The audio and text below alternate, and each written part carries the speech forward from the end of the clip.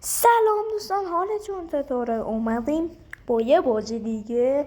ترکیب حریف هم میبینید که داری خورده دستکاریش هم کنیم، ولی میریم با قدرت. لیت گو. سلام. میریم برای موقعیت اول که حریف هم داشت با مسی 108 ضربه ای که تبدیل به گل نشد و واکنش عالی دروازه‌بون من.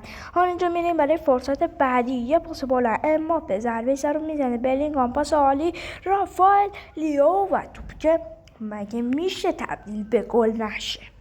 سر عالی و زد، انتظار نداشتم. حالا میریم برای موقعیت بعدی.